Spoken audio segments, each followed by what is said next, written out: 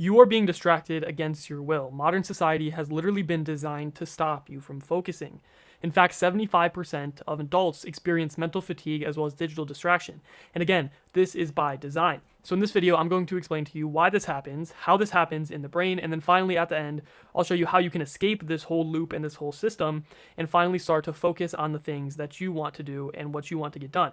And this is not going to be some motivational bullshit, escape the matrix nonsense. This will actually be how this occurs in your brain, how it chemically happens, and then how you can escape that. But first, you have to understand that attention is a neurochemical state. So your ability to focus is not a fixed trait or a matter of willpower. It's an emergent property of underlying neurochemistry. So all of these motivational gurus that tell you to just work harder or just get more done or wake up early, that's not how it actually works. Because if neurochemically your brain doesn't allow you to, then you won't be able to get that done. So sustained attention depends heavily on the interaction between dopamine and acetylcholine. And when these systems are functioning optimally, your focus is going to feel effortless, and when they're not, even the most simple tasks feel extremely cognitively demanding. Next, we have to talk about how modern stimulation is evolutionary mismatched. The human brain evolved in environments with infrequent, effort-based rewards like hunting, problem-solving, and social interaction. Today, we are exposed to continuous, high-intensity stimuli like short-form content, rapid novelty, and algorithmic feeds. This creates a mismatch between what our brain was evolved to handle and what it is currently exposed to on a daily basis. So all of this, scrolling,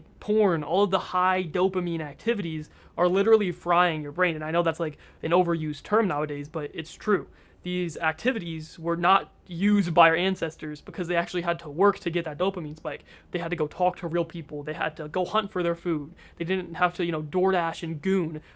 It's terrible. Our brains are not designed to operate that way, and that's why so many people are addicted to that. They can't escape those dopamine loops. So yeah, our evolution is completely mismatched to how modern society is, and we haven't caught up yet. So a lot of people also misunderstand dopamine. So dopamine regulates what feels worth doing. It's not just a simple pleasure chemical like a lot of people are going to say.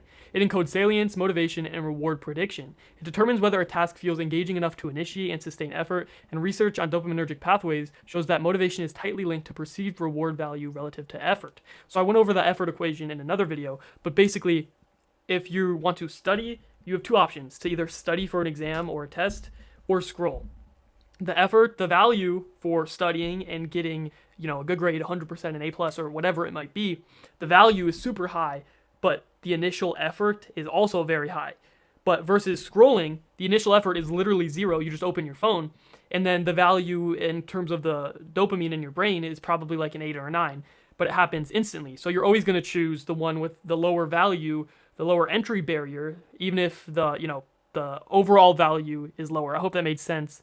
Hopefully I didn't explain that wrong. But basically, scrolling is extremely low effort and a decently high value, but getting a grade on a test is very, very high value, but also very high effort because you have to study, if that is making any sense. So repeated dopamine spikes are going to alter your baseline. So highly stimulating activities like scrolling, porn, rapid content switching are going to produce frequent and transient dopamine spikes. And over time, the brain compensates through downregulation of dopamine receptors as well as reduced sensitivity. This is a well-documented adaptive process that's seen in both behavioral and pharmacological studies. So this is not just, a lot of people talk about, your baseline, but this has been documented throughout countless studies, and it's actually how it works. So right from that, lower baseline is going to equal lower motivation. As your baseline dopamine decreases, low stimulation tasks like reading, studying, or deep work feel disproportionately effortful. So this relative reward value of these tasks drops, even if they are objectively important. So this goes back to the effort equation that I was talking about earlier. This leads to avoidance behavior and increased reliance on high stimulation alternatives. So every time you choose to pick up your phone and start scrolling instead of studying for a test, that's going to lower your baseline, and then it's going to make the next time even harder.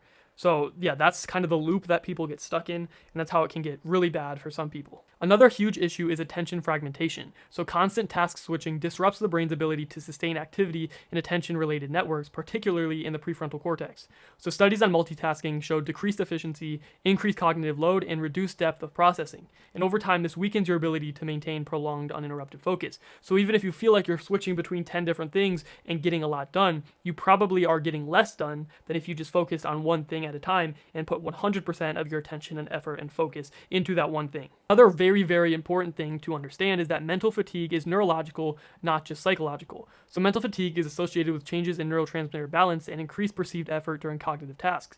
It is not simply feeling tired, it reflects reduced efficiency in neural processing, and this is why forcing focus often forcing focus often leads to diminishing returns rather than improved performance. So this goes back to the very first thing that I was talking about. You can't just, power through it with willpower. You have to fix the underlying issues, and there are ways to fix that, which I'll talk about in a second. You also can't be mad at yourself when this happens, because this is adaptation, not failure. Your brain is not broken, it is adapting to the environment it is repeatedly exposed to. And again, like at the very beginning, this is not your fault. You are designed to adapt to this and to fall into these traps. Increased stimulation, reduced sensitivity, and a higher threshold for engagement. And this is the same fundamental mechanism seen in tolerance across multiple domains. And again, effort alone doesn't fix it, and here's why. Willpower operates on top of neurochemistry, it doesn't override it. You can temporarily force output, but it comes with increased cognitive costs as well as reduced sustainability. So without addressing the underlying neurotransmitter dynamics, your consistency is always going to remain limited if you just constantly try to push through a clearly underlying problem that you have that needs to be addressed. Okay, so now you know everything that is wrong and how it works in your brain that is making it difficult to focus, but what actually is going to restore that focus? So reducing excessive stimulation allows your dopamine system to resensitize over time. And there's also some nootropics that can help you with this, speed up that process and make it a little bit easier. But I'll talk about that in a second, because if you don't know what you're doing, it can be pretty dangerous. As well, supporting cholinergic function, improve signal clarity, and sustained attention, and then creating the right internal conditions are going to make focus feel natural rather than forced. So here we are and where nootropics fit into this. So nootropics are cognitive compounds that can modulate these systems, like dopamine regulation, acetylcholine availability, as well as neural signaling.